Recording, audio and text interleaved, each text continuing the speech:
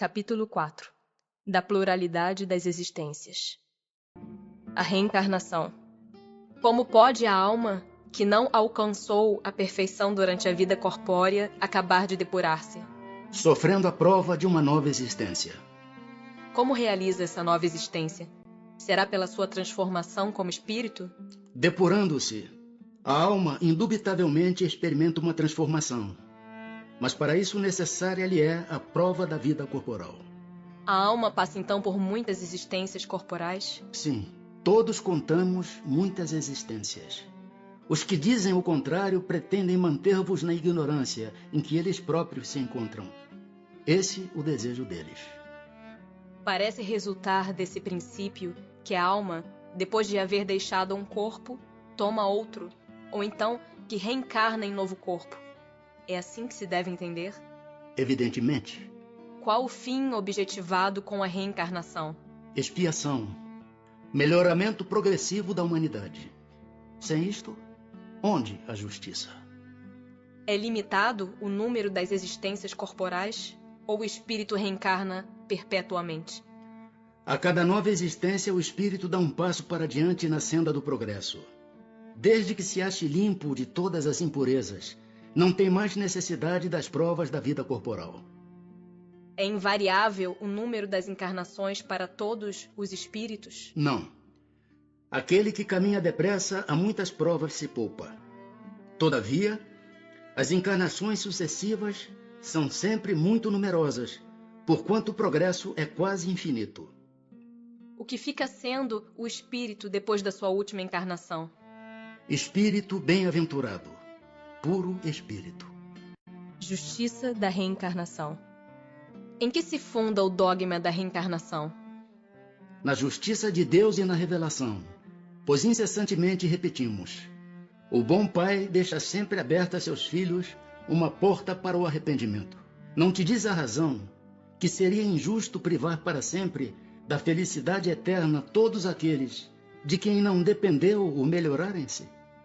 Não são filhos de Deus todos os homens? Só entre os egoístas se encontram a iniquidade, o ódio implacável e os castigos sem remissão. Encarnação nos diferentes mundos. As nossas diversas existências corporais se verificam todas na Terra? Não. Vivemo-las em diferentes mundos. As que aqui passamos não são as primeiras nem as últimas. São, porém, das mais materiais e das mais distantes da perfeição. A cada nova existência corporal, a alma passa de um mundo para outro? Ou pode ter muitas no mesmo globo? Pode viver muitas vezes no mesmo globo, se não se adiantou bastante para passar a um mundo superior. Podemos então reaparecer muitas vezes na Terra? Certamente. Podemos voltar a este, depois de termos vivido em outros mundos? Sem dúvida. É possível que já tenhas vivido em outros mundos e na Terra. Tornar a viver na Terra constitui uma necessidade? Não. Mas se não progredistes, podereis ir para outro mundo que não valha mais do que a Terra, e que talvez até seja pior do que ela. Haverá alguma vantagem em voltar-se a habitar a Terra? Nenhuma vantagem particular, a menos que seja em missão, caso em que se progride aí, como em qualquer outro planeta. Não se seria mais feliz permanecendo na condição de espírito? Não. Estacionar-se-ia, e o que se quer é caminhar para Deus.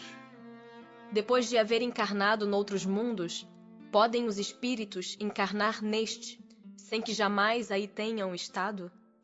Sim, do mesmo modo que vós em outros. Todos os mundos são solidários. O que não se faz num, faz-se noutro.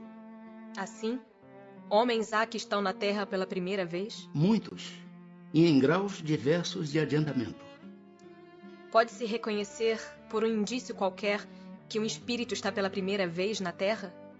Nenhuma utilidade teria isso. Para chegar à perfeição e à suprema felicidade, destino final de todos os homens, tem o espírito que passar pela fieira de todos os mundos existentes no universo? Não, porquanto muitos são os mundos correspondentes a cada grau da respectiva escala, e o espírito, saindo de um deles, nenhuma coisa nova aprenderia nos outros do mesmo grau. Como se explica, então, a diversidade de suas existências em um mesmo globo? De cada vez poderá ocupar posição diferente das anteriores. E nessas diversas posições, se lhe deparam outras tantas ocasiões de adquirir experiência.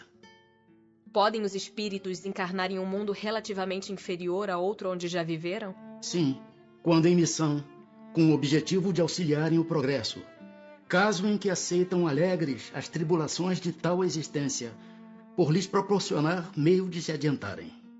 Mas não pode dar-se também por expiação? Não pode Deus degradar para mundos inferiores espíritos rebeldes? Os espíritos podem conservar-se estacionários, mas não retrocedem. Em caso de estacionamento, a punição deles consiste em não avançarem, em recomeçarem, no meio conveniente à sua natureza, as existências mal empregadas. Quais os que têm de recomeçar a mesma existência? Os que faliram em suas missões ou em suas provas. Os seres que habitam cada mundo hão todos alcançado o mesmo nível de perfeição? Não. Dá-se em cada um o que ocorre na Terra. Uns espíritos são mais adiantados do que outros. Passando deste planeta para outro, conserva o espírito a inteligência que aqui tinha? Sem dúvida, a inteligência não se perde. Pode, porém, acontecer que ele não disponha dos mesmos meios para manifestá-la, dependendo isto da sua superioridade e das condições do corpo que tomar. Os seres que habitam os diferentes mundos têm corpos semelhantes aos nossos?